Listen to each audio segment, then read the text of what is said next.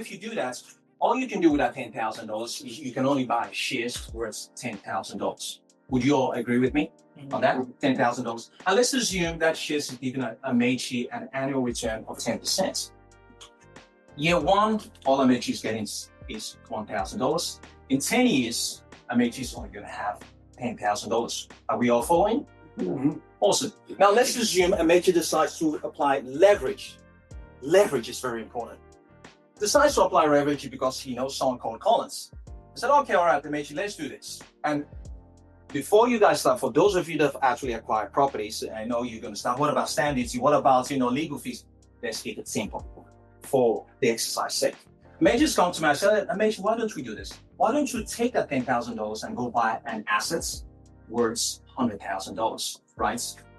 And we're also going to apply the same return just for exercise sake. So Amechi ended up taking out a loan for $90,000, and he's also applied his own $10,000 in there, even a total value of $10,000 asset overall value. Same return, 10%.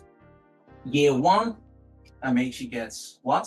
$10,000. Are you all following? Mm-hmm. Right? 10 years later, how much in growth would Amechi have? $100,000.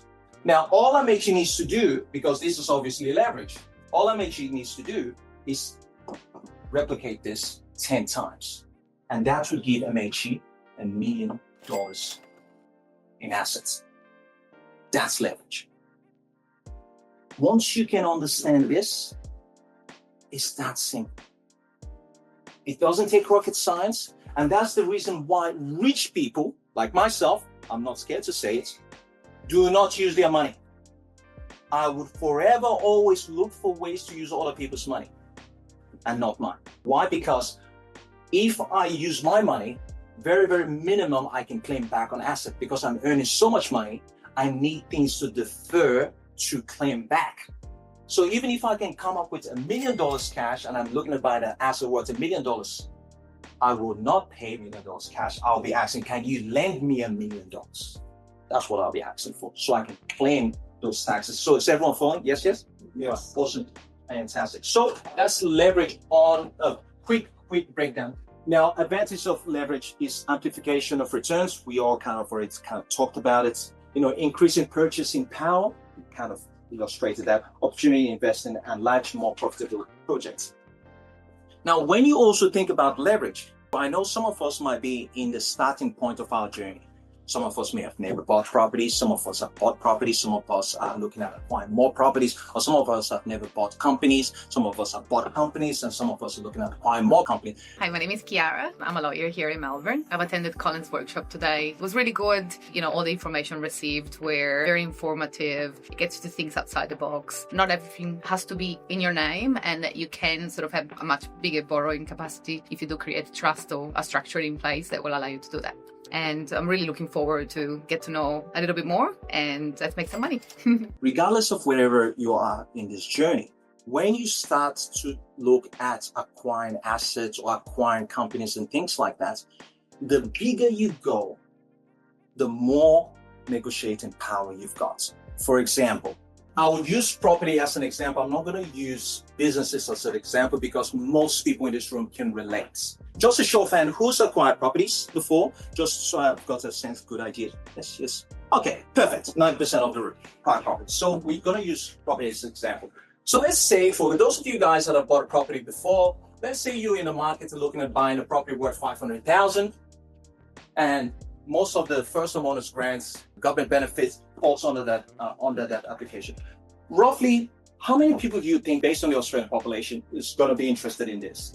Do you think it's going to be a large population or a small population that's going to be interested in buying this property? A lot, right? So yes, there's going to be a lot of people looking at this. So let's just say, 90% of the population is going to be interested in this. All right, let's flip this. Let's say there is a $50 million property. How many percentage of the Australian population you think is going to be interested in this? Or you think could afford to buy this? 0.1%. I would even go 0.000000001%. Because this is now classified as a trophy home. And most lenders would only lend you up to 50, if you're lucky, 60% of the particular property. So which means you have to have over $30-something million. I don't have 30 something million dollars in my bank account, cash. If I do, it won't be in my bank account, right? To be somewhere else giving me more money, making me more babies, right? So this is where you got to change the way you think. In this space, these guys want to do a deal. If you follow online, most of all the celebrities that have got this big mansion homes, some of them, their homes have been on the market for over 2, 3, 4, 5 years. And they keep bringing the price down because nobody will buy it.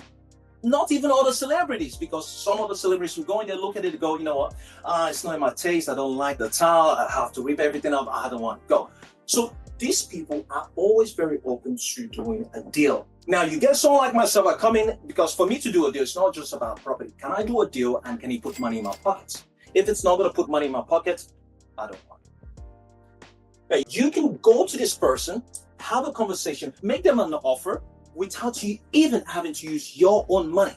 You would go to the bank, because you know someone called Collins, come to me and I said, listen, hey, I can get you 25 million from the bank. Now, don't ask me how, people start thinking about my income. Please don't worry about that. When you start playing this game, it doesn't work like that. The rules don't apply to you that much. I can get you 25 million. You go, what about the other 25 million? We can leverage off vendor financing. We can leverage off rent to own back. There is so many other ways we can do it, but I'm not going to deviate. The point is, for you to get something different that the rest of the other population doesn't have, you have to do things different that the rest of the other population doesn't do. You cannot go and try to buy properties the same traditional way everyone else is doing it, expecting to be able to fall on this bracket. It does not work that way. So let's just have that in mind.